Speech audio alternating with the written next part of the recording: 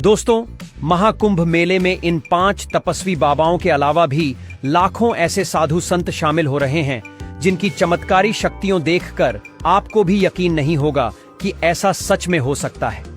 अगर ऐसे किसी बाबा से आप भी मिले हैं या आप भी महाकुंभ में आ रहे हैं तो वीडियो में कमेंट करके जरूर बताएं।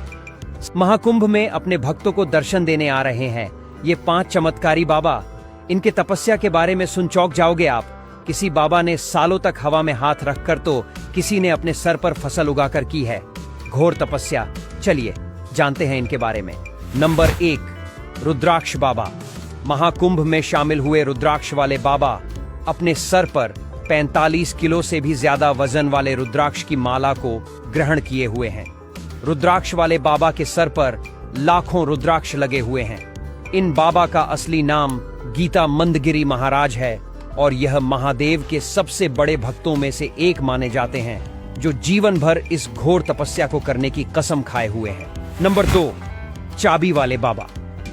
महाकुंभ में आए चाबी वाले बाबा भी लोगों के आकर्षण का केंद्र बने हुए हैं। दरअसल चाबी वाले बाबा अपने गले में 20 किलो से भी ज्यादा वजन वाली चाबी लेकर घूमते हैं और वे ऐसा पिछले कई सालों से कर रहे हैं।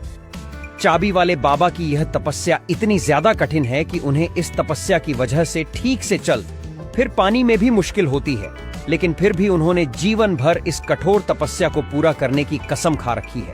नंबर 3, राधेपुरी बाबा। उज्जैन के रहने वाले पुरी बाबा की तपस्या के बारे में जानकर पूरी दुनिया हैरान है। दरअसल राधेपुरी बाबा ने पिछले 15 सालों से अपना एक हाथ हवा में उठा रखा है। उनकी तपस्या के कारण उनके इस हाथ ने काम करना भी बंद कर दिया है, लेकिन इसके बावजूद भी उनका हाथ कभी नीचे नहीं हुआ। राधेपुरी बाबा के नाखून और उंगलियां भी एक दूसरे से जुड़ चुके हैं, जिस वजह से उनकी तपस्या को सबसे कठोर तपस्या भी माना जा रहा है। राधेपुरी बाबा का कहना है कि वे विश्व कल्याण के लिए इस तरह की तपस्या कर रहे हैं और जीवन भर उनका यह हाथ हवा में ही रहेगा। नंबर 4, अनाज बाबा। कुंभ में शामिल होने आए अनाज बाबा की खासियत यह है कि यह बाबा पर्यावरण को ध्यान में रखते हुए ऐसी घोर तपस्या कर रहे हैं जो बड़े बड़े संतों के लिए भी कर पाना काफी मुश्किल है। दरअसल इन्होंने पिछले 5 सालों से अपने सर पर कई तरह की फसल उगा रखी है। अनाज के सर पर बाजरा, गेहूं और चना जैसी कई तरह की फसलें उगी हुई हैं। इन बाबा ने यह घोर तपस्या इसलिए शुरू की थी ताकि यह दुनिया भर में पर्यावरण संरक्षण का संदेश दे सके।